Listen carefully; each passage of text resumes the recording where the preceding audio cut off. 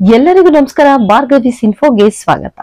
ಈ ದಿನ ನಾನು ಮಾತಾಡ್ಲಿಕ್ಕೆ ಹೋಗಿರುವಂತ ಫಿಲ್ಮ್ ರಿವ್ಯೂ ಕಾಲೇಜು ರಂಗ ಉತ್ತಮವಾದಂತಹ ಚಿತ್ರ ಆಗಿದೆ. ಇದು ಭಾರತದ ಶಿಕ್ಷಣ ವ್ಯವಸ್ಥೆಯ ಬಗ್ಗೆ ಚಿತ್ರಿಸಿರುವಂತಹ ಒಂದು ವ್ಯಂಗ್ಯ ಚಿತ್ರ ಅಂತಾನೂ ಸಹ ಹೇಳ್ಬಹುದು. ಇದರಲ್ಲಿ ಕಾಲೇಜಿನಲ್ಲಿ ನಡೆಯುವಂತಹ ಒಂದು ಭ್ರಷ್ಟಾಚಾರದ ಬಗ್ಗೆ, ಶಿಕ್ಷಣ ವ್ಯವಸ್ಥೆ ಹಾಗೂ ಕುತಂತ್ರದ ಬಗ್ಗೆ ಬಹಳ ಸರಳವಾಗಿ ಹಾಗೆ ನೇರವಾಗಿ ಚಿತ್ರಣನ ಕೊಟ್ಟಿದ್ದಾರೆ. ಕಾಲೇಜಿನ ಮುಖ್ಯ ಪಾತ್ರಗಳಲ್ಲಿ ಬರುವಂತದ್ದು ಹಳೆ ಪ್ರಿನ್ಸಿಪಲ್ ರಾಗಿ ಸೋಮಯ್ಯ, ಕಾಲೇಜಿನ ಗುಮಾಸ್ತರಾಗಿ ರಂಗಸ್ವಾಮಿ ಹಾಗೂ ಚೆಲುವಯ್ಯ, ಪ್ರೊಫೆಸರ್ ದೇವಯ್ಯನವರ ಪಾತ್ರದಲ್ಲಿ ಶ್ರೀ ಕಲ್ಯಾಣ್ ಕುಮಾರ್ ಅವರು, ಪ್ರೆಸಿಡೆಂಟ್ ಹಾಗೂ ಅವರ ವೈಫ್ ಇರ್ತಾರೆ. ಜೊತೆಯಲ್ಲಿ ಕಾಲೇಜಿನ ಮತ್ತೊಬ್ಬ ಪ್ರೊಫೆಸರ್ ನೆಗೆಟಿವ್ ಕ್ಯಾರೆಕ್ಟರ್ ಆಗಿ ಪ್ರೊಫೆಸರ್ ಅಡವಯ್ಯ ಅವರು ಇಲ್ಲಿ ಕಾಣಿಸ್ಕೊತಾರೆ. ಇನ್ನು ಚಿತ್ರಕಥೆ ಬಗ್ಗೆ ಮಾತಾಡೋದಾದ್ರೆ, BR ಪಂತುಲೂರ್ ಅವರ ಪದ್ಮಿನಿ ಪಿಕ್ಚರ್ಸ್ ನಲ್ಲಿ ಮೂಡಿ ಬಂದಿರುವಂತಹ ಈ ಚಿತ್ರದಲ್ಲಿ ಮೊದಲನೇ ಬಾರಿಗೆ BR ಪಂತುಲೂರ್ ಅವರು ಅಭಿನಯಿಸಿದಂತಹ ಸ್ಕೂಲ್ ಮಾಸ್ಟರ್ ಹಾಗೆ ಮತ್ತಷ್ಟು ಅದ್ಭುತ ಚಿತ್ರಗಳ ಬಗ್ಗೆ ಇಲ್ಲಿ ಇಂಟ್ರೊಡಕ್ಷನ್ ಕೊಡ್ತಾರೆ. ಅದಾದ ನಂತರ ಅವರ ಉದ್ದೇಶ ಏನಾಗಿತ್ತು, ಸಮಾಜಕ್ಕೆ ಉತ್ತಮವಾದಂತ ಒಂದು ಸಂದೇಶ ಕೊಡೋದಾಗಿತ್ತು. ಶಿಕ್ಷಣ ವ್ಯವಸ್ಥೆ ಒಂದು ಬಿಸ್ನೆಸ್ ಅಲ್ಲ, ಅದು ಒಂದು ನೊಬೆಲ್ ಪ್ರೊಫೆಷನ್ ಅಂತ ಹೇಳೋ ಉದ್ದೇಶ BR ಪಂತಲೂರ್ ಅವರದಾಗಿತ್ತು. ಅದನ್ನ ಮುಂದಿನ ದಿನಗಳಲ್ಲಿ ಅವರ ಶ್ರೀಮತಿ ರಾಜಮ್ಮನವರು ಸಹ ನಡ್ಸ್ಕೊಂಡು ಬರ್ತಾರೆ. ಈ ಒಂದು ಸಂದೇಶದ ಮುಖಾಂತರ ಚಿತ್ರನ ಮುಂದುವರಿಸ್ತಾರೆ. ಚಿತ್ರದ ಕತೆ ಬಗ್ಗೆ ಹೇಳೋದಾದ್ರೆ, ಹಳೆ ಪ್ರಿನ್ಸಿಪಲ್ರು ಲಂಚ ತಗೋತಾ ಇರ್ತಾರೆ, ಹಾಗೆ ಭ್ರಷ್ಟಾಚಾರಿಯಾಗಿರ್ತಾರೆ. ಚಿತ್ರಕಥೆ ಬಗ್ಗೆ ಮಾತಾಡೋದಾದ್ರೆ, ಇಲ್ಲಿ ಒಬ್ಬ ಆದರ್ಶ ವ್ಯಕ್ತಿ ಮನೆ ಮನೆ ಬಾಗಿಲಿಗೆ ಚಂದ ಎತ್ತಿ ಬರಿಗಾಲಲ್ಲಿ ನಡೆದು ಒಂದು ಕಾಲೇಜನ್ನ ಸ್ಥಾಪಿಸ್ತಾರೆ. ಅವರು ನಿಸ್ವಾರ್ಥಿ ಆಗಿರ್ತಾರೆ. ಅವರ ಉದ್ದೇಶ ಏನಾಗಿರುತ್ತೆ, ನಮ್ಮ ಸಿಟಿನಲ್ಲಿ ಅಥವಾ ನಮ್ಮ ಸ್ಥಳದಲ್ಲಿ ಒಂದು ಉತ್ತಮವಾದ ಕಾಲೇಜನ್ನ ಕಟ್ಟಬೇಕು, ಸಾಕಷ್ಟು ವಿದ್ಯಾರ್ಥಿನಿಗಳು ಅಲ್ಲಿ ಆಶ್ರಯನ ತಗೊಂಡು ಓದ್ಬೇಕು, ವಿದ್ಯಾವಂತರಾಗ್ಬೇಕು, ಉತ್ತಮ ಸಮಾಜ ನಿರ್ಮಾಣ ಆಗ್ಬೇಕು ಅನ್ನೋ ಉದ್ದೇಶ ಇಟ್ಕೊಂಡು ಅವರು ಕಾಲೇಜನ್ನ ಕಟ್ತಾರೆ. ಕಾಲೇಜು ಬೆಳೆಯುತ್ತೆ, ಫೇಮಸ್ ಆಗುತ್ತೆ. ಆದ್ರೆ ಒಂದು ದಿನ ಆ ವ್ಯಕ್ತಿ ತೀರೋಗ್ತಾರೆ. ವ್ಯಕ್ತಿ ಇರೋದಿಲ್ಲ, ಆದ್ರೆ ಅವರ ಉತ್ತಮವಾದಂತ ಕೆಲಸ ಶಾಶ್ವತವಾಗಿ ಉಳ್ಕೊಳ್ಳುತ್ತೆ. ಆದ್ರೆ ಈ ಕಾಲೇಜನ್ನ ನಡ್ಸ್ಕೊಂಡು ಹೋಗ್ಲಿಕ್ಕೆ ಒಂದು ಆಡಳಿತ ಮಂಡಳಿ ಸೃಷ್ಟಿಯಾಗುತ್ತೆ. ಆಡಳಿತ ಮಂಡಳಿ ಬಹಳ ಭ್ರಷ್ಟಾಚಾರಿಗಳಾಗಿರ್ತಾರೆ. ಅವರು ತಮ್ಮ ಸ್ವಾರ್ಥಕ್ಕೆ ಕಾಲೇಜ್ನ ಫಂಡ್ ನ ದುರುಪಯೋಗ ಪಡಿಸ್ಕೊಳ್ತಿರ್ತಾರೆ. ಈ ಒಂದು ಸ್ಥಿತಿನಲ್ಲಿ ಕಾಲೇಜಿನ ಹಳೆಯ ಪ್ರಿನ್ಸಿಪಲ್ ಆದಂತಹ ಸೋಮಯ್ಯ ಅವರು ಭ್ರಷ್ಟಾಚಾರಿ ಇದ್ದಿದ್ರಿಂದಾಗಿ ಆತನನ್ನ ಲಂಚದ ಆರೋಪದ ಮೇಲೆ ತೆಗೆದುಹಾಕಿ ಪ್ರೊಫೆಸರ್ ದೇವಯ್ಯ ಅವರನ್ನ ಪ್ರಿನ್ಸಿಪಲ್ ಆಗಿ ಮಾಡ್ತಾರೆ.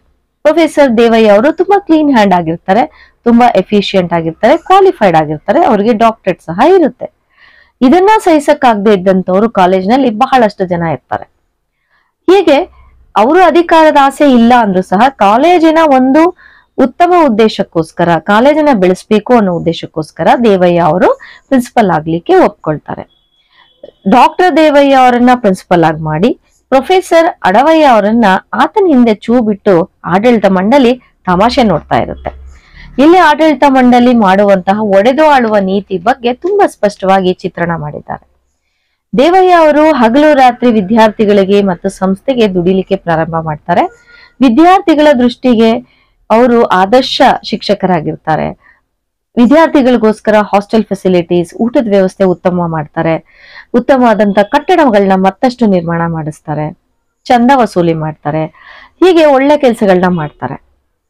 ಇದನ್ನ ಸಹಿಸ್ಕೊಳ್ದೆ ಇದ್ದಂತವ್ರು ಅವರ ಹಿಂದೆ ಕುತಂತ್ರ ಮಾಡ್ಲಿಕ್ಕೆ ಪ್ರಯತ್ನ ಪಡ್ತಾರೆ. ಆದ್ರೆ ಇದು ಯಾವುದನ್ನೂ ಸಹ ಲೆಕ್ಕಿಸದೆ ತನ್ನ ಕೆಲಸದಲ್ಲಿ ಪ್ರಾಮಾಣಿಕತೆಯಿಂದ ನಡ್ಕೊಂತಾ ಇದ್ದಂತಹ ದೇವಯ್ಯ ಅವರು ಮುಂದುವರಿತಾರೆ.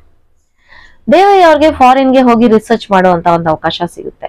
ಈ ಅವಕಾಶನ ಉಪಯೋಗಿಸ್ಕೋಬೇಕು ಅಂತ ಬಹಳ ದಿನಗಳಿಂದ ಕನಸಿದ್ದಂತಹ ದೇವಯ್ಯ ಅವರು ರಿಸರ್ಚ್ ವರ್ಕ್ ಅಲ್ಲಿ ಮಾಡಿದಂತಹ ಎಲ್ಲಾ ಡಾಕ್ಯುಮೆಂಟ್ಸ್ ಅನ್ನ ಕಾಲೇಜ್ ಕಬಾರ್ಡ್ ನಲ್ಲಿ ಇಟ್ಟು ಬೀಗ ಹಾಕಿ ಫಾರಿನ್ಗೆ ಹೋಗ್ತಾರೆ.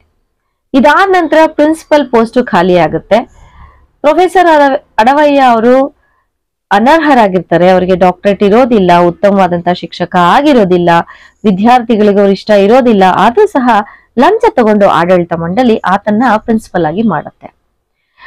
ಮೂಲೆ ಮೂಲೆಗಳಲ್ಲಿ ಅಡಗಿದ್ದಂತಹ ಭ್ರಷ್ಟಾಚಾರವನ್ನ ಕ್ಲೀನ್ ಮಾಡಿದಂತಹ ದೇವಯ್ಯ ಈಗ ಇರೋದಿಲ್ಲ.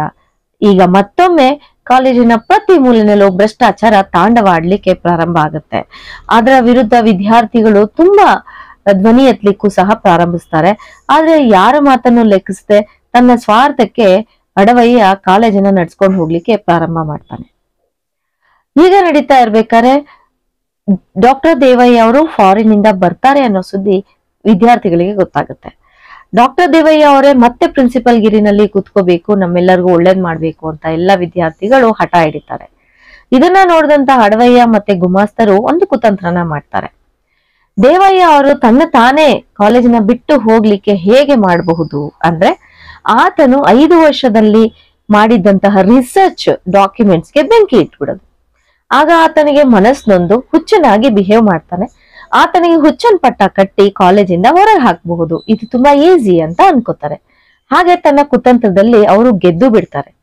ಕಾಲೇಜಿನ ವಾತಾವರಣಕ್ಕೆ ಬಹಳ ವರ್ಷಗಳ ನಂತರ ಬಂದಂತಹ ದೇವಯ್ಯ ಅವ್ರನ್ನ ವಿದ್ಯಾರ್ಥಿಗಳು ಸ್ವಾಗತಿಸ್ತಾರೆ.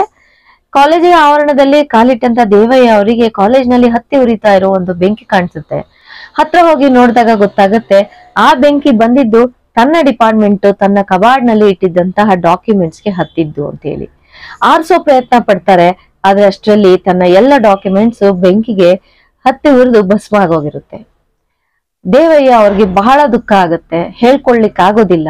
ಅಡವಯ್ಯ ಬಂದ್ ಹೇಳ್ತಾರೆ, ಬೆಂಕಿ ಆರಿಸಿತ, ಏನಾಯ್ತು, ಚೇಚೆ ಹೀಗಾಗ್ಬಾರ್ದಾಗಿತ್ತು ಅಂತ ಹೇಳಿ. ಆಗ ಡಾಕ್ಟರ್ ದೇವಯ್ಯ ಅವ್ರು ಹೇಳ್ತಾರೆ, ಬೆಂಕಿ ಇದ್ದಿದ್ದು ಕಬಾಡ್ ಹತ್ರ ಇದ್ದಿದ್ದು ಡಾಕ್ಯುಮೆಂಟ್ಸ್ ಅಲ್ಲ, ನಿನ್ನ ಮನಸ್ಸಿನಲ್ಲಿ. ಅದರ ಒಂದು ಕಿಡಿ ಮಾತ್ರ ಅಲ್ಲಿಗೆ ಹೋಯ್ತು, ಅದು ನಿನ್ನ ಕುತಂತ್ರ. ಇಲ್ಲಿಗೆ ನಿನ್ನ ಕುತಂತ್ರ ಸಕ್ಸಸ್ ಆಯ್ತು. ನಾನು ನಿನ್ಗೆ ಇದ್ದು ತೊಂದರೆ ಕೊಡೋದಿಲ್ಲ. ನಾನು ಒಂದು ಉತ್ತಮವಾದಂತ ಕಾಲೇಜನ್ನ ಕಟ್ತೀನಿ. ಇಲ್ಲಿ ಒಂದು ಉತ್ತಮವಾದಂತ ಕಾಲೇಜ್ ಕಟ್ಟಿದಂತ ವ್ಯಕ್ತಿಯ ಆಶ್ರಯದಲ್ಲಿ ನಾನಿದ್ದಿದ್ದು ನನ್ನ ಪ್ರಾಮಾಣಿಕತೆ, ನಿಜವಾಗಿಯೂ ನಾನು ನಿಸ್ವಾರ್ಥತೆಯಿಂದ ಸೇವೆ ಸಲ್ಲಿಸಿದ್ದೇ ಆಗಿದ್ರೆ ನಾನು ಖಂಡಿತವಾಗಿಯೂ ಮುಂದಿನ ದಿನದಲ್ಲಿ ಒಂದು ಉತ್ತಮ ಕಾಲೇಜನ್ನ ಕಟ್ತೀನಿ, ಚಂದ ಎತ್ತತೀನಿ. ಅಲ್ಲಿ ರಾಜಕೀಯದ ದುರವ್ಯವಸ್ಥೆ ಇಲ್ಲದೆ ಇರೋ ಕಡೆ ನನ್ನ ಅಧ್ಯಾಪಕರುಗಳಿಗೆ ಕೆಲಸ ಕೊಡ್ತೀನಿ. ನಾನು ಉತ್ತಮ ಸಮಾಜನ ನಿರ್ಮಾಣ ಮಾಡ್ತೀನಿ ಅಂತ ಒಂದು ಓಪನ್ ಚಾಲೆಂಜ್ ಕೊಟ್ಟು ಬಹಳ ದುಃಖದಿಂದ ಕಾಲೇಜನ್ನ ಬಿಟ್ಟು ಹೊರಟೋಗ್ತಾರೆ. ಅವರ ಹೊರಟ ಬೆನ್ನಲ್ಲಿನೇ ಸಾಕಷ್ಟು ವಿದ್ಯಾರ್ಥಿಗಳು ಓಡಿ ಹೋಗ್ತಾರೆ. ಒಂದಷ್ಟು ಪ್ರಾಧ್ಯಾಪಕರು ಸಹ ಅವರಿಂದನೇ ಹೋಗ್ತಾರೆ.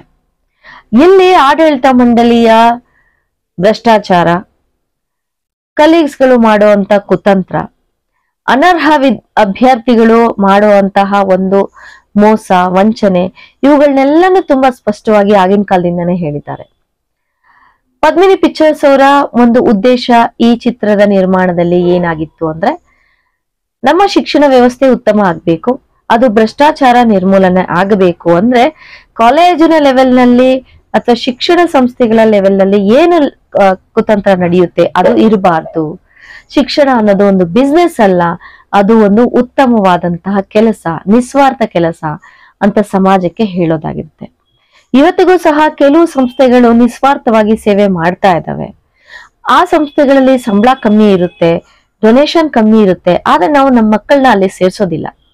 ನಮ್ಮ ಪ್ರಕಾರ ಅತಿ ಹೆಚ್ಚು ಫೀಸ್ ಇರುವಂತಹ, ಔಟ್ಲುಕ್ ಅಲ್ಲಿ ಚೆನ್ನಾಗಿ ಕಾಣುವಂತಹ ಸಂಸ್ಥೆಗೆ ನಮ್ಮ ಮಕ್ಕಳನ್ನ ಸೇರಿಸಿದ್ರೆ ಮಾತ್ರನೇ ನಮ್ಮ ಪ್ರೆಸ್ಟೀಜ್ ಆಗುತ್ತೆ, ಅಪ್ಡೇಟೆಡ್ ಸಿಲೆಬಸ್ ಸಿಗುತ್ತೆ ಅನ್ನೋ ಒಂದು ಭ್ರಮೆನಲ್ಲಿ ನಾವೆಲ್ಲರೂ ಇದ್ದೀವಿ. ಅದು ಖಂಡಿತ ಸುಳ್ಳು. ನಾವು ಶಿಕ್ಷಣ ಸಂಸ್ಥೆಯ ಒಂದು ರೂಪುರೇಖೆನ ನೋಡ್ಕೊಳ್ಳೋದಲ್ದೇನೆ ಅದರಲ್ಲಿರುವಂತ ಕ್ವಾಲಿಟಿ, ಅದರಲ್ಲಿರುವಂತ ಒಂದು ಆದರ್ಶ ವ್ಯಕ್ತಿತ್ವನು ಸಹ ನಾವು ನೋಡ್ಬೇಕಾಗತ್ತೆ ಅಂತ ನಾನು ಇಲ್ಲಿ ಹೇಳಲಿಕ್ಕೆ ಇಷ್ಟಪಡ್ತೀನಿ. ವಿಡಿಯೋದಲ್ಲಿ ಏನಾದ್ರೂ ತಪ್ಪಾಗಿದ್ರೆ ಕ್ಷಮಿಸಿ ಅಂತ ಹೇಳಿ ನನ್ನ ಮಾತಿಗೆ ಫುಲ್ ಸ್ಟಾಪ್ ಹಾಕ್ತಾ ಇದ್ದೀನಿ. ಇಂಥ ಒಂದು ಅದ್ಭುತವಾದಂತ ಚಿತ್ರನ ಪ್ರತಿಯೊಬ್ಬ ಟೀಚರು ನೋಡ್ಲೇಬೇಕಾಗಿರುವಂತದ್ದು. ದಯವಿಟ್ಟು ಸಮಯ ಮಾಡಿಕೊಂಡು ಪಿಕ್ಚರ್ನ ನೋಡಿ ಎನ್ಕರೇಜ್ ಮಾಡಿ ಉತ್ತಮ ಸಮಾಜ ನಿರ್ಮಾಣ ಮಾಡೋದಕ್ಕೆ. ಧನ್ಯವಾದಗಳು.